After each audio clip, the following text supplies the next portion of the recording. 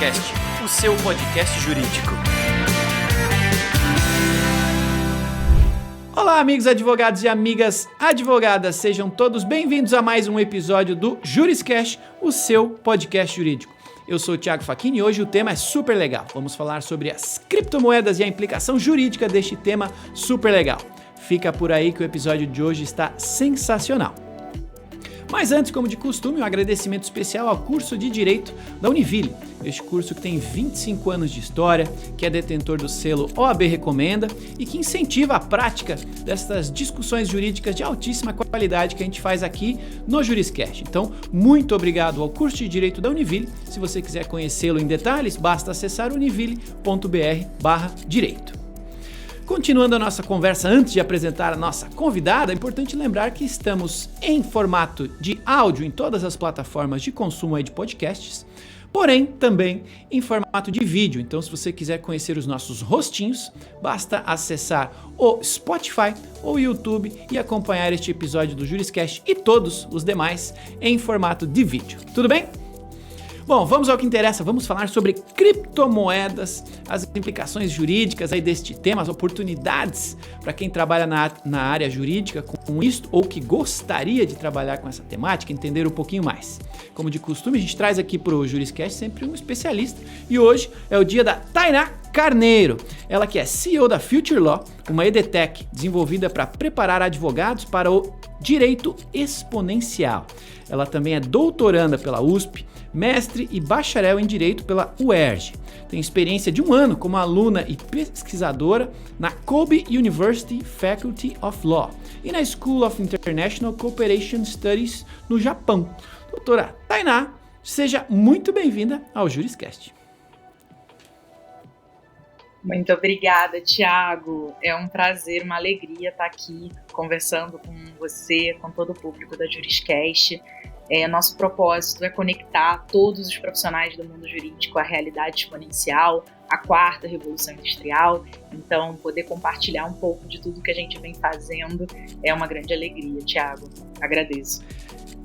Imagina, eu que agradeço. Cada episódio do Juriscast aqui é uma aula, né? Temos especialistas, como é o seu caso hoje, trazendo um tema novo, um tema desconhecido, um tema pouco conhecido. Então, estou muito empolgado a gente falar sobre criptomoedas, essas implicações e desafios aí para os advogados. Então, vamos começar do início, né? Por que a gente tem que falar sobre o marco legal das criptomoedas, sobre esse tema? Por que precisamos falar disso agora? E o que tem de possíveis oportunidades, o que tem de aspecto jurídico relevante para a gente falar sobre esse marco neste momento? Maravilha, Thiago. Bom, falar das criptomoedas já é a gente entrar numa realidade em que a primeira grande questão, pensando do ponto de vista jurídico e também transacional, é justamente a jurisdição, é justamente o país onde essas transações vão ocorrer. Porque a gente está falando de uma realidade transacional em que os negócios acontecem em plataformas globais, em plataformas que muitas vezes nem mesmo a jurisdição brasileira possui. Então, compreender o contexto global e como essa jurisdição pode funcionar é um primeiro aspecto que é muito relevante nessa abordagem regulatória do mundo das criptos, dos criptoativos, das criptomoedas. E aí, Thiago, pensando em cripto, né, voltando lá para o conceito do que significa a criptoeconomia, o que são as criptomoedas, aqui a gente pode pensar de uma forma muito, muito simplificada em uma estrutura em que funciona a possibilidade de uma economia paralela. Moedas, gosto muito de usar esses conceitos do direito monetário, do direito econômico, que moedas elas se criam, moedas elas são tão somente a representação de um valor.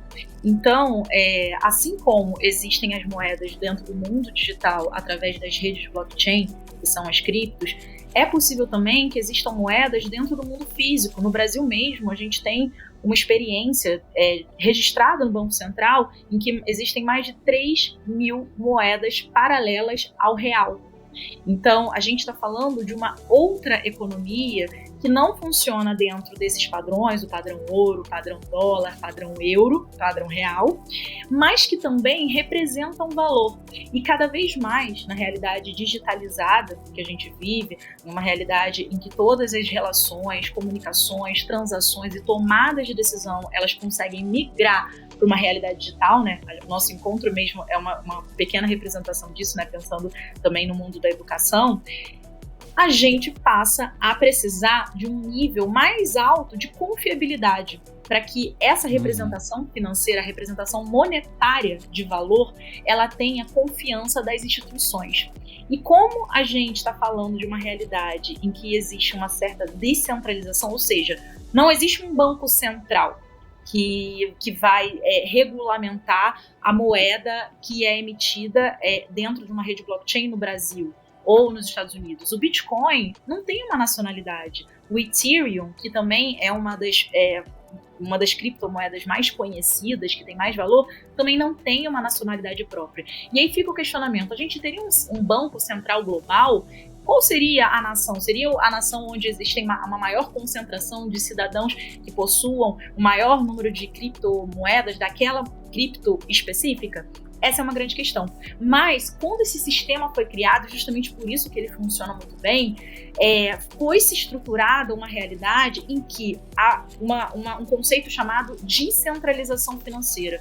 Não é necessário que exista um órgão, uma entidade que faz o controle, a regulação daquela moeda. A moeda, ela é autorregulável. Então, todas essas transações, elas são autoexecutáveis, elas são autorreguláveis, os contratos são automatizados através de lógica de programação e assim é possível verificar se uma transação ela foi realizada e faz jus ao recebimento daquela cripto, ou se aquela cripto comprada corresponde ao equivalente de câmbio dentro da correspondência. A gente tem um sistema dentro da realidade da criptoeconomia que é completamente descentralizado, completamente independente, autônomo de qualquer tipo, qualquer modalidade de centralização governamental, regional. E aí, quando a gente vai para a realidade jurídica, bom, então como eu, como advogado, posso apoiar o meu cliente, apoiar a empresa, o negócio do meu cliente, ou a própria relação como investidor desse cliente, pessoa física, que talvez tenha investido. Então aí a gente entra num mundo bem grande e finalmente temos uma regulação agora que é o marco legal das criptomoedas, e eu acho que compreender sobre essa realidade talvez tenha se tornado e vai crescentemente se tornar uma necessidade para todo profissional do mundo jurídico, porque a gente está falando de uma economia que acontece de forma paralela, mas que cada vez mais impacta, permeia todos os negócios. Então imagina, eu estava conversando há pouco com um dos heads jurídicos de uma grande organização educacional no Brasil, né? E é o Grupo Eleva, que agora é o Grupo Salto, e ele estava me falando, poxa, Tainá, eu acho que eu agora vou ter que estudar um pouco mais sobre cripto, porque talvez os pais dos alunos de todas as escolas que a gente administra passem a entender isso também como uma forma de pagamento. Então, quando a gente entra num âmbito de forma de pagamento, assim como a gente teve aí de 2020, 2021 para cá, a hegemonia do Pix, a gente está falando também de uma realidade cripto em que a utilização desse meio como forma de pagamento, como forma de moeda, de troca, vem se tornando cada vez uma realidade possível. E por isso os profissionais do direito precisam minimamente compreender o funcionamento dessa estrutura, Thiago. Que legal, pode ter várias pessoas que entraram neste episódio aqui pensando, poxa, vou ouvir, mas isso aqui deve ser algo aplicável apenas para o pessoal que vai trabalhar com tributário, deve ter uma percepção não tão completa como esse esclarecimento que você fez. Então, que bom que você já fez ele logo no início, para você que começou a ouvir esse episódio perceber, vai ter implicação na sua vida, na sua rotina, e segue acompanhando aqui o episódio, porque sem dúvida vamos aprender sobre estas possíveis implicações. Falando, né, da regulamentação, o direito segue a sociedade, né? Então, a gente está falando de um marco legal porque as pessoas já estão usando criptomoedas, já estão transacionando valores através deste formato e, consequentemente, ele já está gerando efeitos, né, na sociedade e no exercício da advocacia. Então, a minha próxima pergunta com relação a isso é o que você vê de implicação ética, implicação legal, exemplos, né, ou percepções suas neste momento a respeito do que pode passar a acontecer daqui para frente. Aqui, itens e temas os advogados devem passar a olhar com um pouco mais de carinho, porque pode ser que tenham ali questões a serem tratadas ou oportunidades a serem aproveitadas, né? Sim. Thiago, nesse marco regulatório, nós tivemos uma característica que é bastante importante se atentar, que é a não regulação de tudo. E isso é normal. Quando a gente pensa em marco de regulação para mercado de inovação, para a indústria de inovação, é muito ruim que se faça uma regulamentação muito restritiva, uma regulamentação que encerra, que não abre possibilidades para interpretação, abre possibilidades para inovação e também para infrarregulação, né, que vai depender de cada mercado, vai depender de cada demanda. E aí, tendo isso como ponto de partida, a gente tem o seguinte cenário. Esse marco regulatório, ele trabalha alguns aspectos principais. O primeiro deles é o reconhecimento legal. A gente fala de uma realidade que é muitíssimo recente. Então, talvez a gente esteja completando agora a primeira década em que se discute a possibilidade de existir um meio de pagamento, existir uma moeda, uma figura monetária que não esteja vinculada a nenhum país.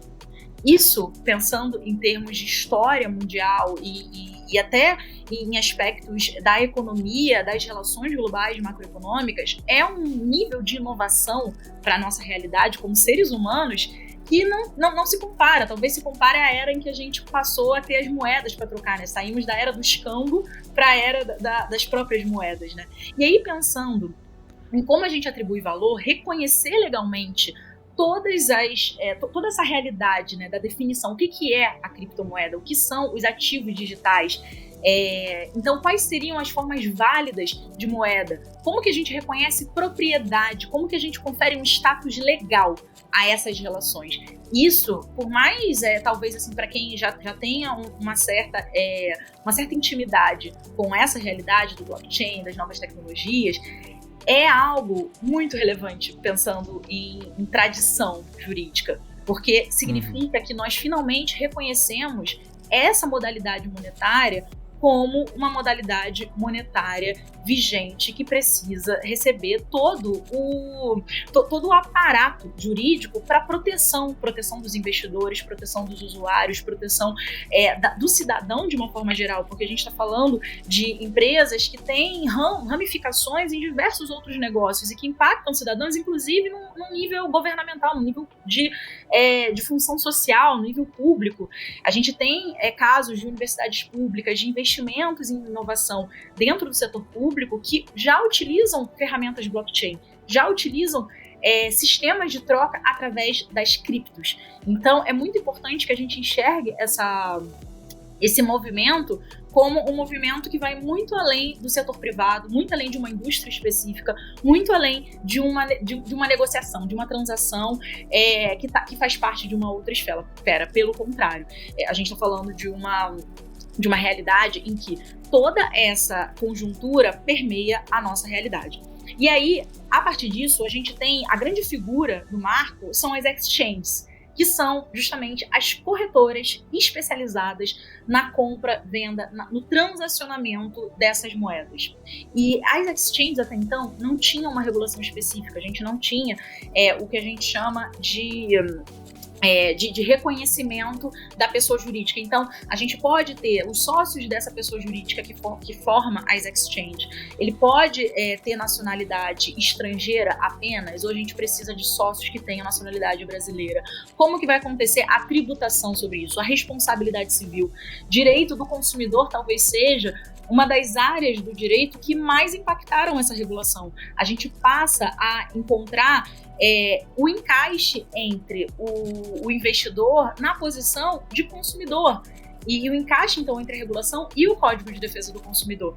A regulação das exchanges, as exchanges de criptomoedas, elas são plataformas em que as pessoas elas podem comprar, vender, negociar elas geralmente estão sujeitas a regulações específicas, então não é que a gente já tem essa operação acontecendo no Brasil há anos sem nenhum tipo de regulamentação, pelo contrário, a gente tem o Banco Central e a CVM, aliás, são os dois órgãos protagonistas de todo esse movimento, tanto a Comissão de Valores Mobiliários, que é onde essa categoria se encontra, dentro de uma categoria de valores mobiliários, quanto o Banco Central, já que a gente está falando de uma questão que é monetária, estão envolvidos em infrarregulações. Até que a gente chegou no momento em que era necessário um marco legal, que vai ser um guarda-chuva para todas as regulações que vêm nessa situação de infrarregulação.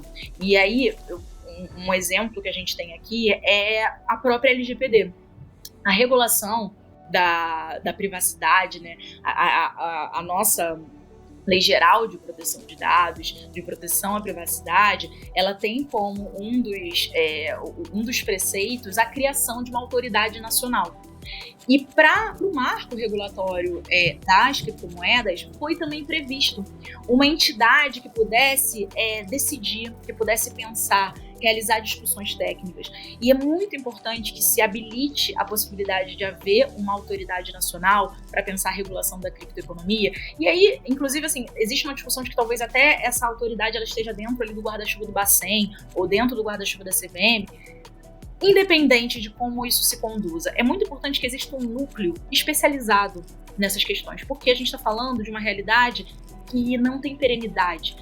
Thiago, a cada mês tem uma notícia nova, sabe? A gente tá aqui conversando, óbvio que a gente tá baseado num marco legal, que foi sancionado, entra em vigor daqui a algumas semanas, mas a realidade em si, os negócios que acontecem dentro da rede blockchain e utilizando essa estrutura da criptoeconomia, eles são múltiplos e muito líquidos e é um nível muito acelerado de transação que o próprio direito não tem capacidade de alcançar ainda, dentro da nossa lógica, né? A lógica jurídica é uma lógica que tem um outro tempo, né?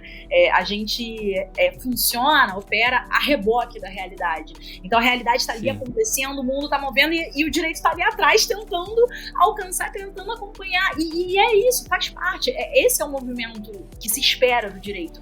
Mas a gente precisa acelerar um pouco mais para alcançar com um pouco mais de proximidade. Senão a nossa distância da realidade torna talvez até a nossa função como profissionais, né? E é o que a gente vem observando em muitas áreas do direito, né? Com muitos profissionais do direito, é uma crise talvez da educação jurídica, da gente não conseguir formar profissionais que estejam preparados para a realidade. E para a mudança dessa realidade, né? Essa mudança constante. Como que a gente responde a tanta novidade, a tanta informação? É algo que a gente já vem percebendo que precisa constar na nossa grade jurídica, mas a verdade é que não é só uma dor da educação jurídica, é uma dor, na verdade, da educação em todas as áreas de conhecimento, porque é um nível de realidade de aceleração muito grande. E aí, voltando, o marco legal, além do reconhecimento legal, da regulação das exchanges, ele também trata de dois aspectos que são muito importantes. Aí ele vai entrar na esfera do direito tributário e também na esfera do direito penal. Na esfera do direito penal, é um ponto muito chave dentro da regulação que fala dos aspectos de prevenção à lavagem de dinheiro e também dos aspectos relacionados à prevenção do financiamento do terrorismo. São dois pontos muito delicados que são pertinentes ao Código Penal, são pertinentes à legislação criminal, mas e também está relacionado também pensando em tecnologia, área de cibersegurança, principalmente, mas a gente tem mais uma vez uma amálgama, assim como uma amálgama junto do Código de Defesa do Consumidor, existe uma outra amálgama junto da nossa legislação penal. Então existe a prevenção de atividades ilícitas, como lavagem de dinheiro, financiamento do terrorismo. Essa é uma preocupação importante com relação às criptomoedas. As leis nacionais, elas têm essa possibilidade de exigir, e isso é uma realidade. O nosso marco não foi como que eu posso dizer, nós não estamos inovando em termos de regulação. A gente se baseou em como outras nacionalidades, em como outros países já regulamentam essa realidade cripto.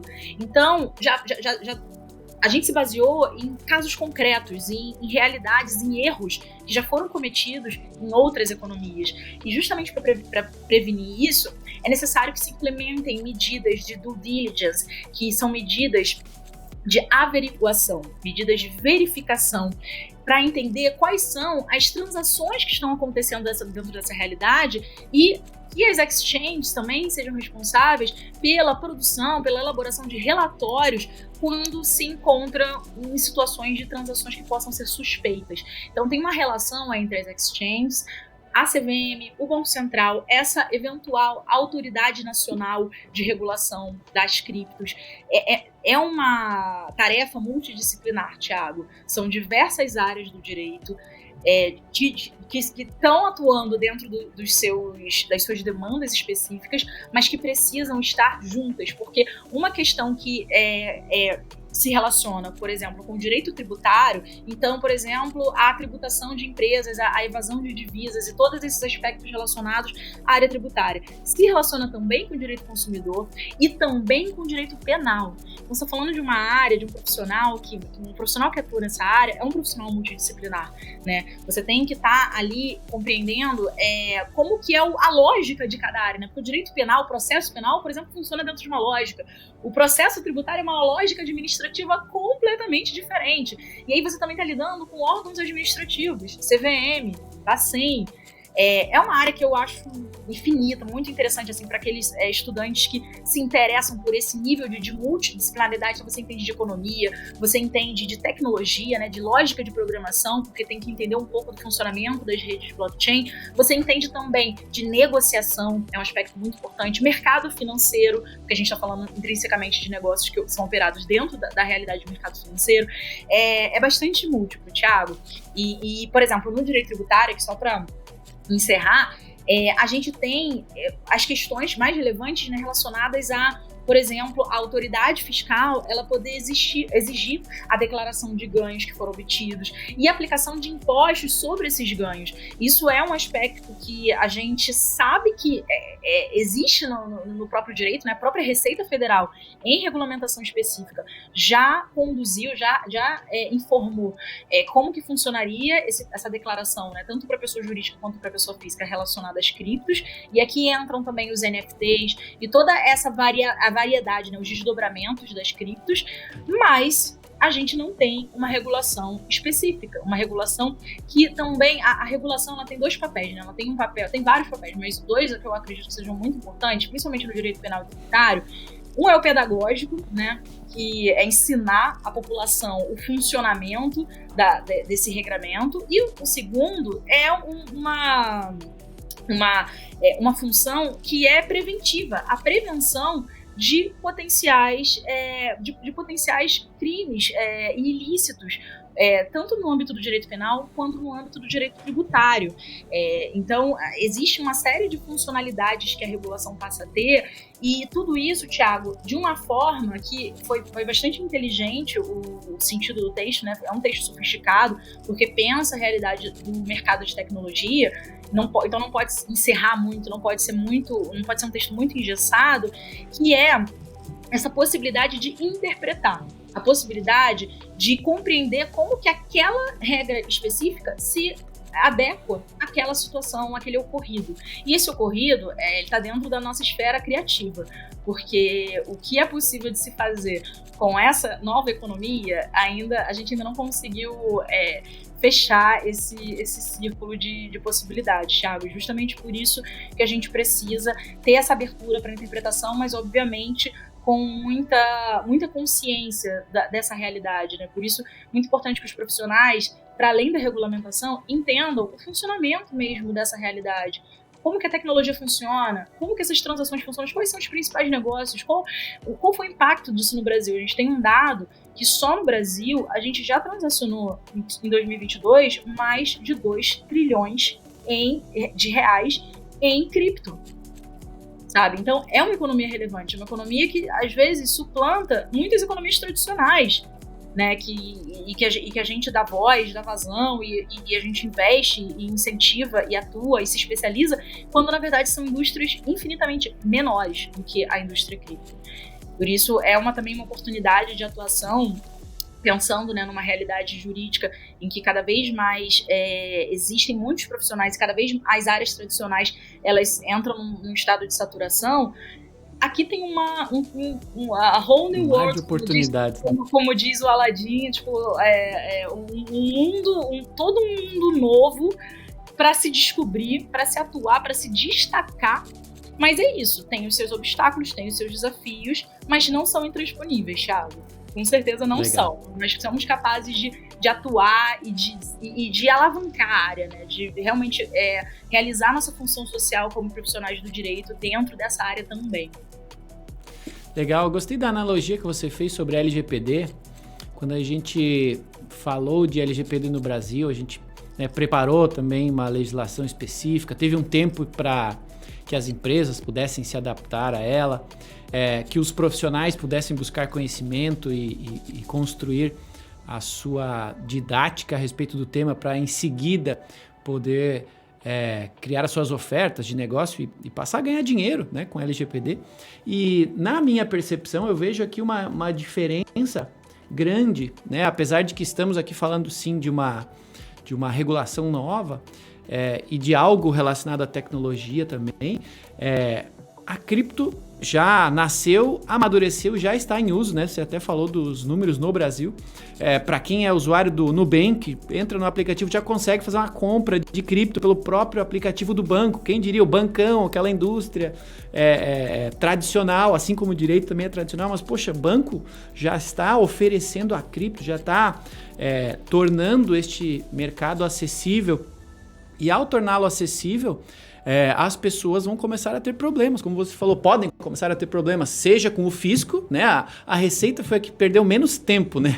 Ela já atua nessa área já há um bom tempo, já somos obrigados a fazer a declaração de investimentos em cripto dentro ou fora do Brasil há um bom tempo, mas acho que a sociedade, em especial o direito, talvez não tenhamos visto ainda que é uma mudança que já aconteceu. A gente agora vai ter um artefato, né, um material legal para permitir que tenhamos um pouco mais de tranquilidade para trabalhar com os problemas que provavelmente já acontecem, né? Se eu não me engano, eu já estava discutindo problemas de julgados, inclusive de pensão, que a pessoa precisaria distribuir valor de pensão, mas esse valor estava todo em cripto, e como é que faz para declarar, descobrir esse valor e acessá-lo e etc. E aqui vão aparecer golpes, né? O brasileiro é muito criativo no que tange tecnologia, o jeitinho brasileiro de se dar bem em cima dos outros, então vão ter golpes aqui também. Eu vejo que nasce aqui um mercado novo para os advogados que estiverem preparados, né, e ansiosos por buscar conhecimento. Feito essa explanação toda, é inevitável que eu lhe pergunte nessa linha de, poxa, o Brasil tem muitos advogados, mais de 1.400.000 advogados com a AB, provavelmente o dobro disso de bacharéis em advocacia, empresas que logicamente estão sempre de olho na forma menos onerosa de transitar os seus ativos. É inevitável que algo aconteça. Então, segundo a sua visão, o que você vê de oportunidades para os advogados, os profissionais de advocacia e escritórios de advocacia, de oportunidades futuras, a partir do momento que esta regulação estiver vigente? O que você, na sua visão, um pouco de futurologia aqui, mas o que você imagina que vai começar a aparecer de oportunidade para a gente começar a dar um direcionamento para as pessoas? Olha, vai ser mais tributário, deve ser mais penal também, vai ser, sei lá. O que você acha que vai permitir que os escritórios façam dinheiro com essa temática? Thiago, olha, primeira dica aqui, assim, mandando muito a real aqui para os nossos ouvintes. Não esperem a entrada em vigor, porque é um mercado que já existe. É um mercado que já opera em alta monta. Então, oportunidades, como eu falei, a gente tá tratando de talvez duas grandes oportunidades, e aí as duas grandes oportunidades estão para dentro da atuação jurídica, mas que não necessariamente se confundem. Uma oportunidade está relacionada à regulação. estritamente regulação, aspectos técnicos, então o que pode, o que não pode, o que vai ser vigente, o que não vai ser, qual é o conceito que a gente dá para cada uma dessas categorias de transação. Então, quem são as exchanges, o que são ativos digitais, o que são ativos não digitais, o que nessa realidade configura um valor mobiliário, o que não configura valor mobiliário, quais são os modelos de negócio que transacionam, principalmente no Brasil. Qual é o interesse das empresas brasileiras? Não só as empresas do mundo da inovação, do mundo startupeiro, mas também as empresas tradicionais. Porque é do interesse também, como você muito bem colocou, Thiago, a gente pode hoje realizar todas essas transações dentro do aplicativo do Itaú, do aplicativo do Bradesco, do aplicativo do Nubank, sabe? Então, instituições financeiras tradicionais já transacionam, já operam dentro dessa realidade.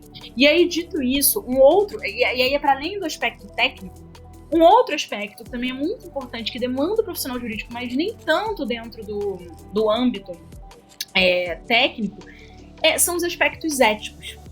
E a gente está falando de uma realidade, Thiago, e aqui eu vou fazer já um bem bolado aqui, que aí a gente já pode até discutir isso numa outra pauta, mas quando a gente pensa em realidade blockchain, ela não vem sozinha, não é uma tecnologia que surge de forma uniestrutural. A realidade blockchain, ela está dentro de um conjunto de inovações, dentro do que a gente hoje chama de quarta revolução industrial.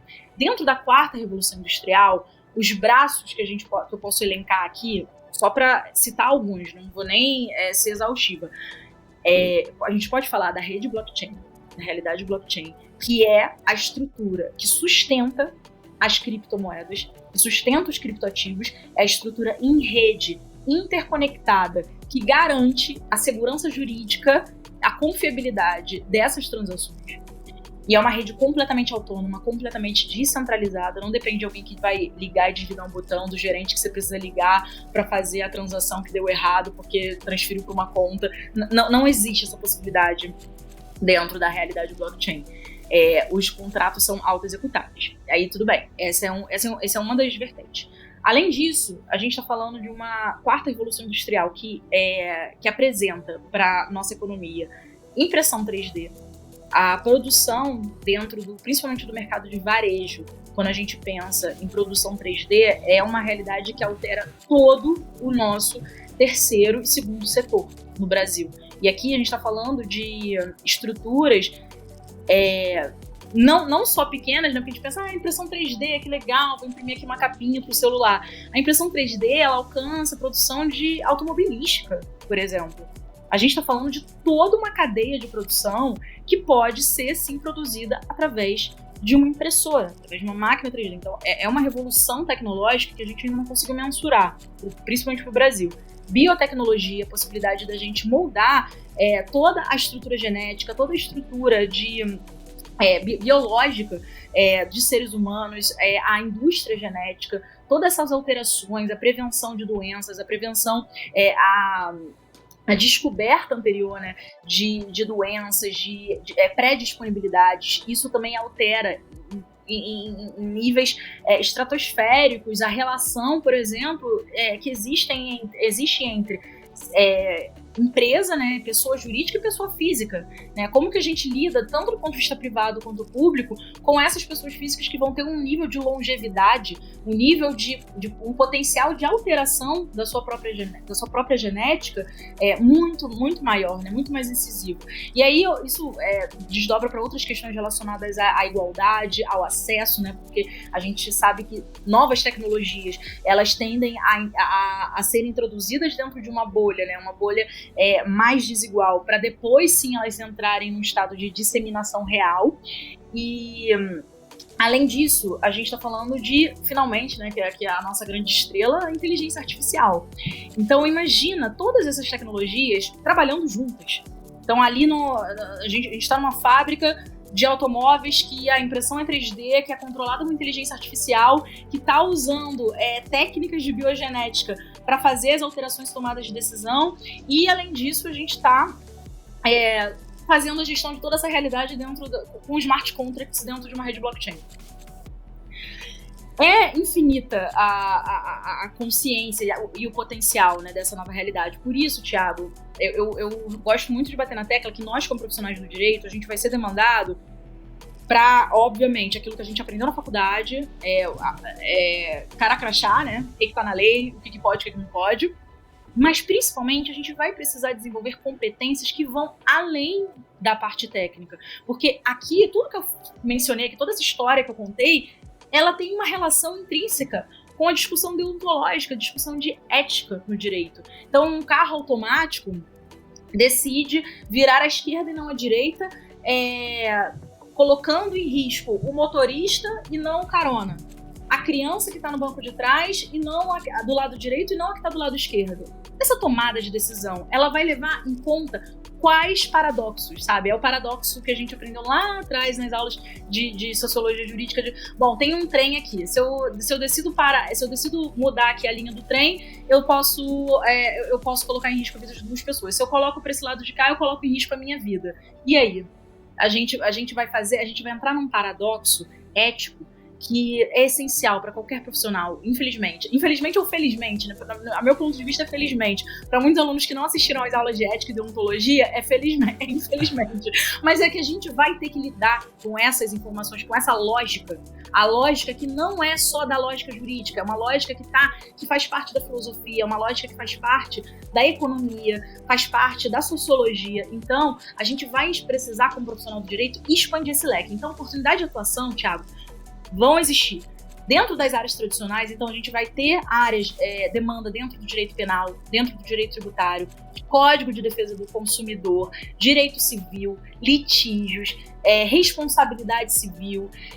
A gente também tem dentro da área de quem atua em direito econômico, direito dos contratos. É realmente multidisciplinar a possibilidade de atuação, a possibilidade de gerar negócios jurídicos a partir dessa indústria.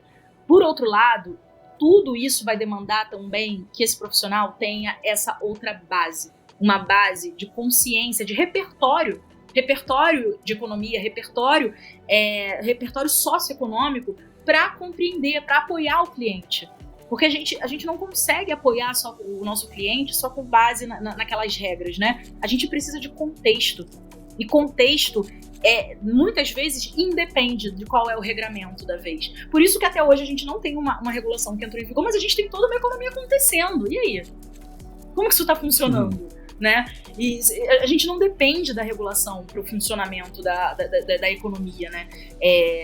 De novo, a sociedade não depende do direito. A sociedade ela passa a demandar um direito a partir do momento que ela se vê em uma situação de risco sistêmico, uma situação de insegurança jurídica, que foi muito... O Marco também ele tem uma relação muito grande com a crise da FTX, que aconteceu no ano passado, que foi uma crise financeira gigantesca dentro do mercado cripto. E aí você vê que o mercado passa a demandar segurança jurídica. E aí isso pressiona a nossa legislação para que a gente dê o suporte, a devida segurança jurídica para todos que transacionam dentro daquela economia. Então esse é o funcionamento, né? E como profissional do direito, a gente precisa estar atento a esses movimentos, porque é oportunidade. A oportunidade é uma oportunidade gigante, né? Às vezes a gente olha para aquelas funções e áreas e demandas mais tradicionais, mas poxa vida, tem todo um leque aqui. E assim, a verdade, Thiago, é que pouquíssimos profissionais são verdadeiramente especializados nessa área. Sabe? Então é muita oportunidade, assim, é um oceano azul. Então fica aí a oportunidade. A provocação. O incentivo. Exato, assim, acredito muito que existe muita possibilidade, muita oportunidade, Thiago, nessa área. Legal, meus amigos. Doutora Tainá Carneiro dando aula aqui pra gente sobre o marco legal das criptomoedas, as implicações e agora aí um belo bloco de oportunidades para todos os profissionais da área jurídica que têm interesse, vontade, desejo, intenção de se aventurarem numa área tão diferente, inovadora e em constante transição como esta. Então, ouço suas palavras com um sorriso no rosto, porque é uma fala de muita esperança, né? Poxa, para quem é do direito, que faz a faculdade e sabe que o direito evolui constantemente, não deveríamos ter medo da necessidade de estudar, de se aperfeiçoar e de buscar conhecimento. Então está aqui a doutora nos dando aula sobre algo tão inovador e ao mesmo tempo tão comum já na nossa realidade. Que bom, que bom.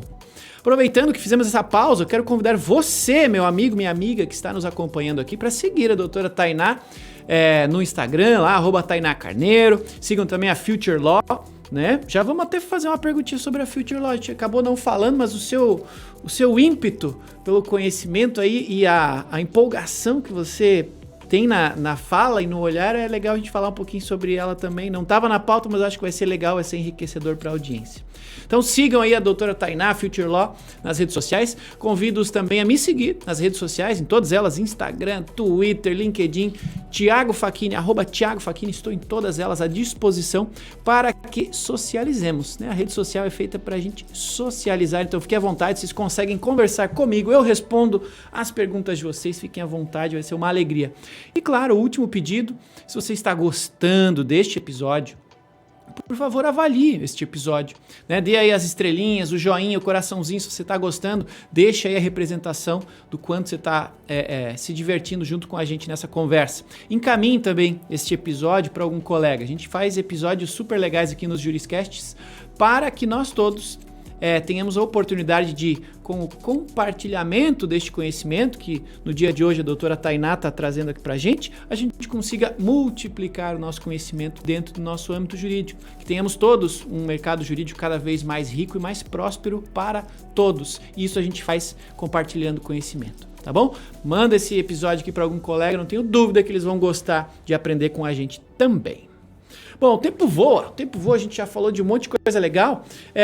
Antes de eu passar aqui para fazer uma pergunta final, fala um pouquinho da Future Law pra gente, né?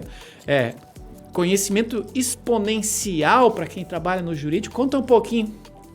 Com muito prazer falo da Future e de forma muito simplificada, a gente percebeu que existia um gap de educação, né, até um gancho um pouco do que a gente discutiu aqui, existe um gap, né, na nossa educação jurídica, educação formal, e a gente também percebeu que existe um gap também nas os outros níveis de educação, né? Então, pensando pós-graduação, mestrado, doutorado, a gente não encontrava formações específicas necessárias para potencializar a função jurídica, para que o direito pudesse estar conectado ao mercado, conectado à realidade, às demandas e também com uma compreensão social de todas essas mudanças que acontecem, né? Justamente para que o direito, os profissionais do mundo jurídico não sejam também transplantados, né, para uma realidade que não é pertinente à própria natureza do direito.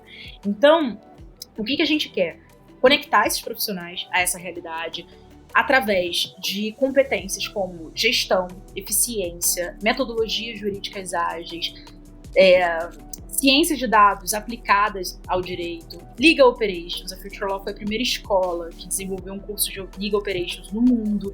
A gente viu essa prática sendo aplicada, não existia nenhuma formação nesse contexto, e a gente desenhou um curso totalmente didático, um curso completo para formar profissionais. Depois da existência desse curso, os departamentos jurídicos, os escritórios passaram a criar a área de Legal Operations dentro das suas estruturas. Então a gente tem muito orgulho de ter feito parte desse movimento, né, da gente ter formado os profissionais que depois criaram esses departamentos. Então a gente criou novas áreas para o direito. Assim como o Legal Design, o Visual Law, foram cursos pioneiros da Future Law. A gente desenvolveu o primeiro curso sobre Visual Law, falar desse tema, falar sobre o design da informação, como que a gente entrega uma informação, uma comunicação mais simples, mais acessível, mais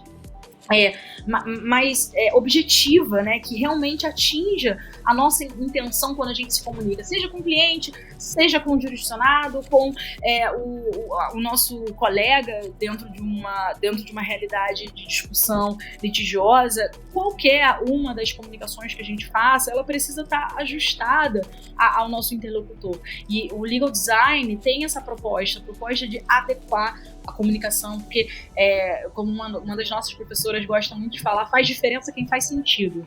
Então, a gente precisa fazer sentido, senão a gente não impacta, a gente não consegue atingir os nossos objetivos como profissional, né? Não adianta, a gente estar falando para nós mesmos, né, para o nosso próprio ego. E a gente precisa comunicar com o outro, com o parceiro, com o nosso cliente, com o nosso o tomador de decisão, né, daquele nosso caso, daquilo que a gente demanda, que a gente realmente consegue fazer o direito existir e acontecer. E aí Maravilha. A gente foi desenvolvendo uma série de cursos, e a gente tem a área mais tradicional do direito, então, por exemplo, direito tributário, direito penal. Como que essas áreas tradicionais, elas agora estão sendo observadas sob a ótica da inovação. Então, a gente tem tributário 4.0, como que a gente tributa, por exemplo, a realidade das telecomunicações, cybercrimes, né? Como que a gente lida com a realidade do direito penal dentro do âmbito do ambiente digital, novas oportunidades de resolução de litígios, resolução de conflitos, novas áreas do direito. Nós fomos a primeira escola que criou um curso sobre a indústria canábica. Então, a gente criou o curso Cannabis Law para falar da regulação de uma indústria que hoje, só nos Estados Unidos, também já transaciona alguns bilhões anualmente, sabe? Então, é uma indústria gigante que, quando chega no Brasil, ela já tem uma estrutura pronta também, sabe? É incrível. E aqui eu tô falando de uma indústria que atinge indústria têxtil, quando a gente pensa em mercado canábico, indústria de health techs, então é uma série de extratos, né, de derivados da própria plantação de cânhamo, que tem um potencial de farmacêutico, né, um potencial dentro do âmbito da saúde, que no Brasil, uma vez regulamentado, uma vez sedimentado, vai se tornar mais um mercado, mais um grande mercado, e vai demandar a atuação dos profissionais do direito que entendam dessa regulação, não só no âmbito dos habeas corpus, do direito constitucional, mas também dentro do direito dos contratos, do direito da regulação, por exemplo, da Anvisa. Como que hoje a Anvisa vem regulando essa realidade? Uma outra área do direito, ESG, outra área é a área de jogos. Então, poxa, a gente tem profissionais, a gente tem professores que são especialistas em jogos. Especialistas em jogos, em jogos eletrônicos. Então, eles atendem apenas grandes indústrias de jogos eletrônicos, que hoje também é um super mercado. Estou falando de mercados gigantescos que não tem profissionais do direito ainda especializados, pouquíssimos são. Então, é um leque de oportunidades. A nossa missão é entender esses mercados, criar conteúdo didático sobre isso e formar profissionais para que a gente tenha mais profissionais atuando em todas essas outras áreas, né? É uma luz aí de diferente, né? De áreas diferentes, de potencialidades dentro da profissão, da carreira jurídica, que muitas vezes o nosso mercado não consegue acompanhar, o mercado da educação jurídica não acompanha, e por isso a gente tem essa missão de fazer essa atualização constante de novas áreas, de novas oportunidades, de novas práticas, e assim a gente transforma o direito, Thiago. Que bom, fico feliz de saber, legal que a audiência conheça a Future Law e todas essas iniciativas. Fico feliz também de ter entendido que estamos alinhados, né? Você falou várias temáticas legais que tem episódios aqui do Juriscast. Então tem episódio aqui, se você tiver interesse em conhecer, procura lá sobre direito, né, nos e-games, ali nos jogos online. Tem uma entrevista super legal aqui com o Legal Ops, o Head Legal Ops do grupo Renner, né, das lojas Renner.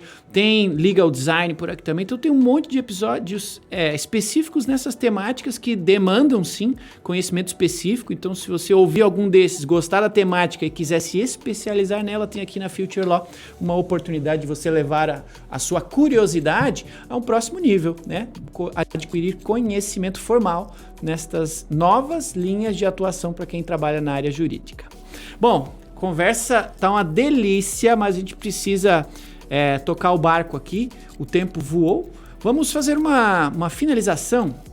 Voltando aqui para o marco legal das criptomoedas e tudo mais, é algo, como a gente falou, recente, que você tem trazido com muita propriedade alguns detalhamentos legais sobre esse tema. Eu gosto de finalizar dando aqui para nossa audiência, perguntando, né, para um especialista, no seu caso aqui, se você tem alguma outra referência. Imagino que a Future Law pode ser uma referência, mas o que você indica para que as pessoas deste momento em diante busquem para continuar a sua jornada adquirindo conhecimento a respeito do marco legal, a respeito das criptomoedas e desse mercado tão promissor que você demonstrou aqui para a gente? Maravilha. Bom, hoje a gente tem algumas referências, né? Alguns grandes nomes que vêm estudando e atuando nessa área.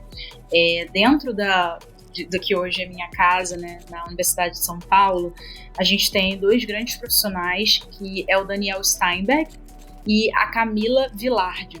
Camila Vilardi é professora da casa, ela orienta vários pesquisadores discutindo esse tema, inclusive ela indiretamente também apoia a minha pesquisa, então é uma profissional de super confiança, que escreve muito, publica muito, então recomendo bastante que vocês busquem as palestras, os seminários dos quais ela participa, os artigos publicados.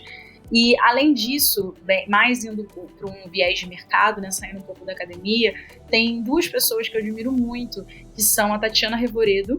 A Tatiana Revoredo, ela tem uma iniciativa dentro da área de blockchain na universidade, se eu não me engano, na Universidade de Oxford. E tem também o Courtney. Courtney é uma sumidade na área, não só da área de cripto, né, mas da realidade da Web3, das redes de blockchain. Então, ele é brasileiro, é um nome bastante influente na área, e recomendo muito também que vocês acompanhem esse profissional e todos eles, né, a Camila Vilardi, Daniel Steinberg, a Tatiana Revoredo e o Courtney. São 4 profissionais que, com certeza, vocês acompanhando vão conseguir adquirir bastante conhecimento, bastante atualização e bastante consciência crítica sobre esse novo mercado.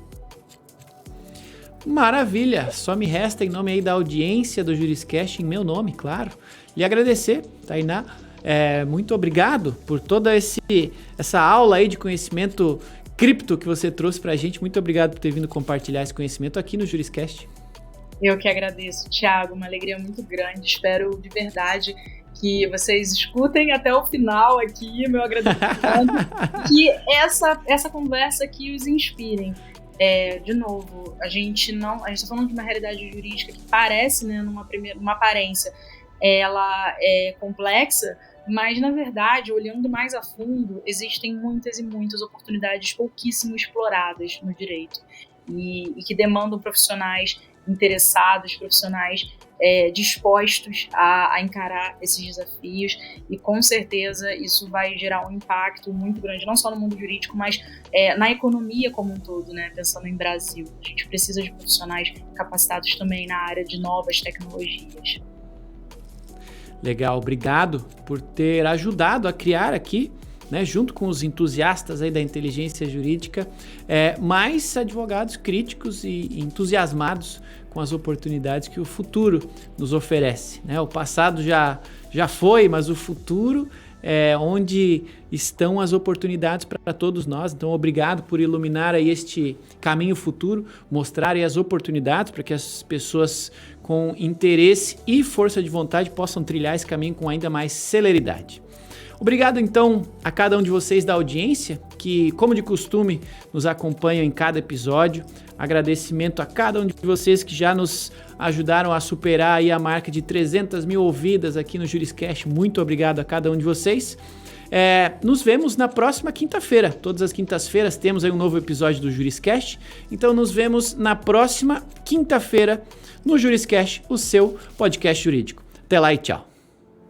Você ouviu o Juriscast, produção e oferecimento ProJuris, plataforma de inteligência legal, líder no desenvolvimento de software para departamentos jurídicos e escritórios de advocacia, powered by Softplan. Conheça mais em projuris.com.br.